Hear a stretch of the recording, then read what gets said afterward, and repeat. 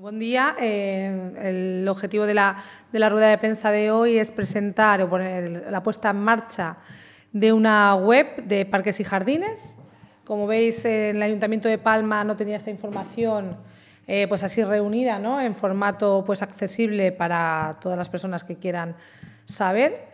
El motivo ha sido también que con la inversión que se ha ido haciendo toda esta legislatura en la renovación de juegos y de parques y creando zonas nuevas, pues nos encontrábamos con mucha gente por la calle que nos decía: oye, cada fin de semana vamos yendo de un parque a otro, vamos probando con los niños qué parque nos gusta más, y eso ha hecho que necesitemos como una guía, ¿no?, para poder orientarnos a ver qué zonas nuevas más se van creando y qué zonas existen, ¿no?, y que se han ido mejorando. Bueno, pues de esas conversaciones con vecinos, con muchos mamás y papás y muchos coles que hemos ido haciendo esta legislatura, pues salió la idea de centralizar en esta web de parques toda la información, o en este caso mucha de la información, porque esto va cambiando cada día, es dinámico y nos falta también de ir completando las zonas nuevas que vamos haciendo. Pues toda la información que se contiene de parques y zonas verdes de Palma, estamos hablando que contiene 212 fichas.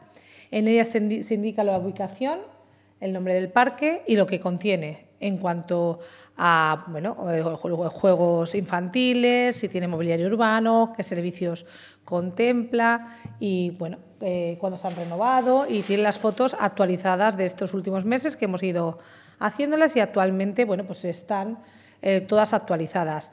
¿Es dinámico? ¿Por qué? Bueno, pues como veis, vamos haciendo zonas nuevas de parque. Por ejemplo, el ejemplo que llevamos mañana a Junta de Gobierno, un acuerdo para una nueva zona de juegos infantiles que se hará con la renovación de la Plaza de Son Cladera. Se incluye una zona de juegos infantiles para niños pequeños, por ejemplo. Eso también posteriormente se incluirá en esta web. Estamos hablando de que cada día o cada semana planteamos zonas nuevas.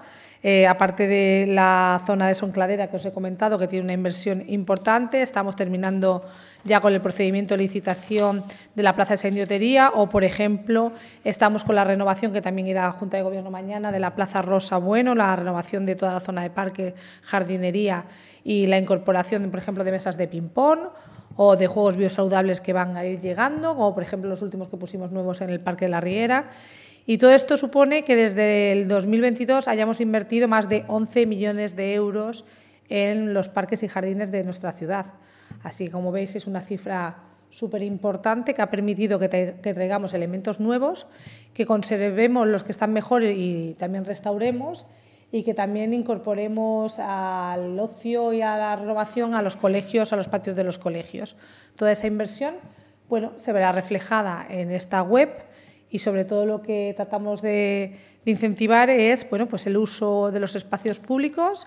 Decir que no importa, como siempre digo, que los niños los papás tengamos que ir pagando a todos los sitios para que los nenes tengan ocio, sino que puedan disfrutar de estos espacios municipales que están renovados, que están cuidados, que son inclusivos, accesibles y que son pioneros también, como por ejemplo el Parque del Polvorín, que es un parque que, como hay muy pocos sitios de España, o el Parque Inclusivo de la Riera, que, como veis, si podéis pasar cada día, está lleno de niños y disfrutando.